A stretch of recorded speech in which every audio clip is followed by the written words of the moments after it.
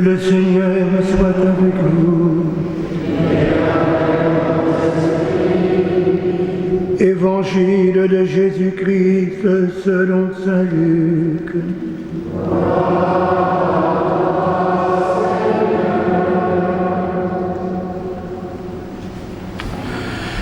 Un jour de sabbat, Jésus était entré dans la maison d'un chef des pharisiens pour y prendre son repas, et ces derniers l'observaient. Jésus dit une parabole aux invités lorsqu'il remarqua comment ils choisissaient les premières places, et il leur dit: quand quelqu'un t'invite à des noces, ne va pas t'installer à la première place, de peur qu'il ait invité à un autre plus considéré que toi. Alors, celui qui vous a invité, toi et lui, viendra te dire: cède-lui ta place. Et à ce moment, tu iras plein de honte prendre la dernière place. Au contraire, quand tu es invité, va te mettre à la dernière place. Alors, quand viendra celui qui t'a invité, il te dira: mon ami, avance plus haut. Et ce sera pour toi un honneur aux yeux de tous ceux qui seront là à la table avec toi. En effet, quiconque s'élève sera abaissé, et qui s'abaisse sera élevé. Jésus disait aussi à celui qui l'avait invité: quand tu donnes un déjeuner ou un dîner, n'invite pas tes amis, ni tes frères, ni tes parents, ni de riches voisins, sinon eux aussi te rendraient l'invitation, et ce serait pour toi un don en retour. Au contraire, quand tu donnes une réception, invite des pauvres, des estropiés, des boiteux, des aveugles. Heureux seras-tu, parce qu'ils n'ont rien à te donner en retour. Cela te sera rendu à la résurrection des justes. Acclamons la parole de Dieu.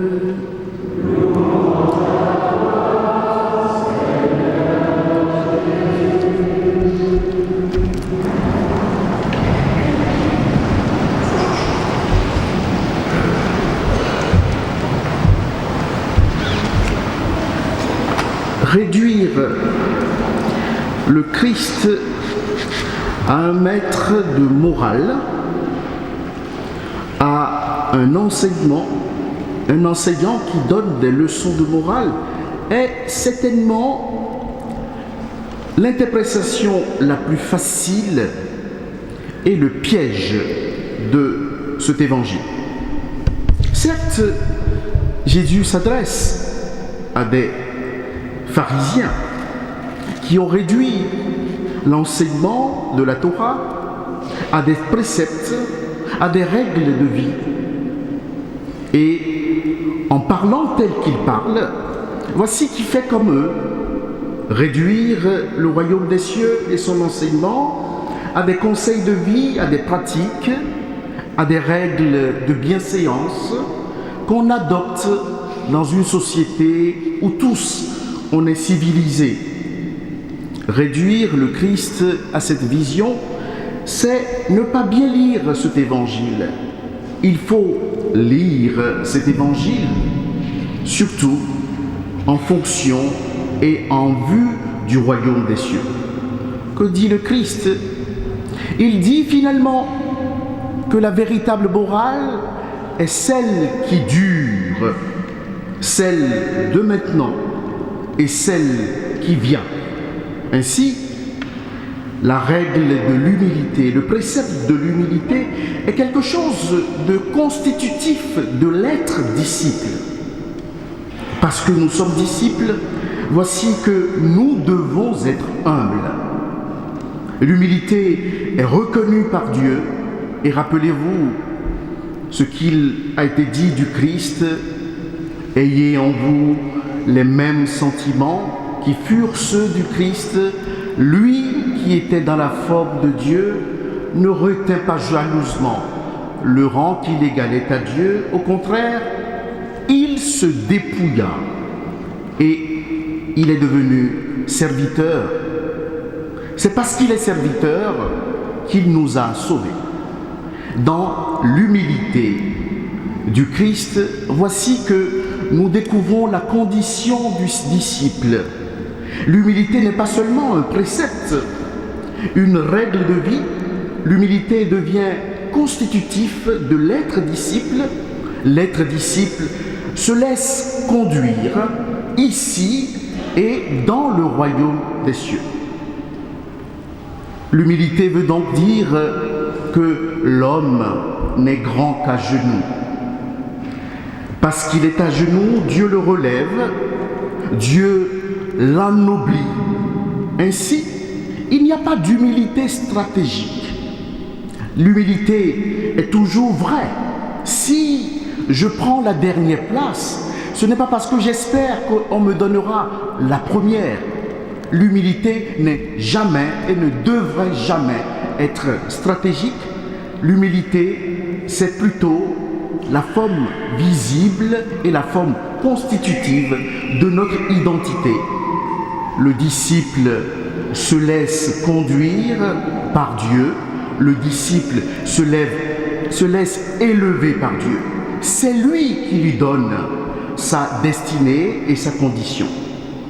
Nous avons donc à découvrir, plus que dans ces conseils qui peuvent être réduits à des préceptes du savoir-vivre, nous avons à découvrir dans cet évangile le chemin de l'être disciple qui est élevé par Dieu. Ainsi, notre vie est un don de soi. Notre vie est un être confié à Dieu qui nous relève. Ainsi, être disciple du Christ veut dire être humble. Humble, c'est-à-dire se confondre avec l'humus, la terre, se réduire plus bas que terre pour que Dieu nous relève. Si nous découvrons cela, je crois que nous avons découvert tout de la spiritualité chrétienne. Mais dire cela ne suffit pas. Et au sein de cet évangile, il y a une autre vision que l'évangile ne nous donne pas directement. Si on parle ainsi de l'humilité, que dire de la déchéance? J'ai rencontré cette semaine un monsieur très érudit qui a beaucoup lu. C'est un des hommes les plus érudits que je connaisse, mais qui est malade. Et au cœur de sa maladie, voici qu'il n'arrive plus à parler, il n'arrive plus à énoncer sa pensée.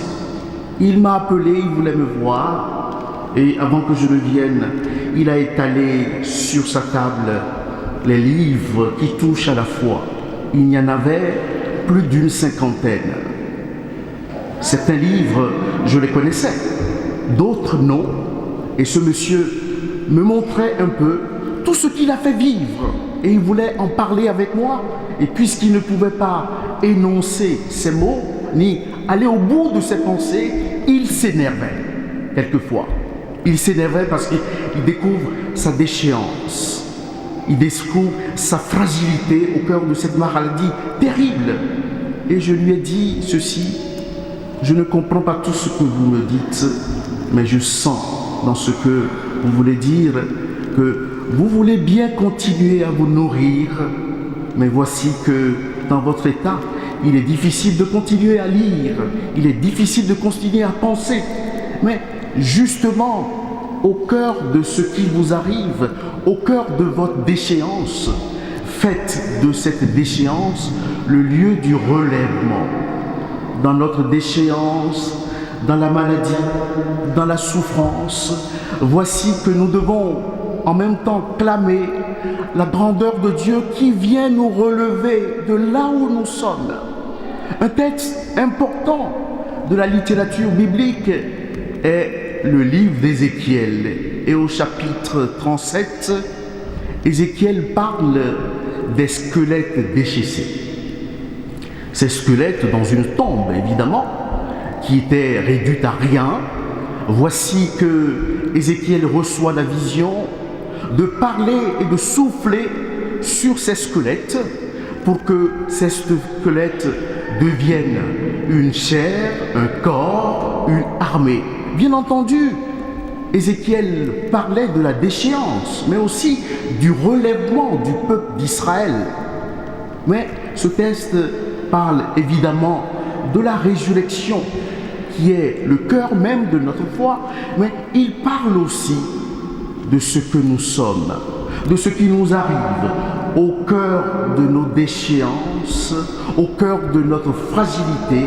Voici que la profondeur et la grandeur de Dieu agit toujours et nous devons justement, dans ce qui nous arrive, dans ce que nous sommes, laisser se révéler la grandeur de Dieu. Dieu agit dans notre faiblesse et Saint Paul a pu dire justement, c'est lorsque je suis faible que je suis fort. Au cœur de cet évangile, il n'y a donc pas que des conseils de morale. Voici que le Christ nous indique notre identité d'être chrétien. Être chrétien, c'est être humble.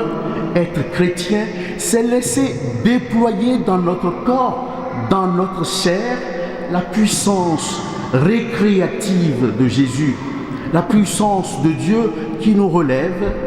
Et finalement, on peut dire que cet évangile revient à dire, comme le proverbe africain l'a dit, l'homme n'est grand qu'à genoux.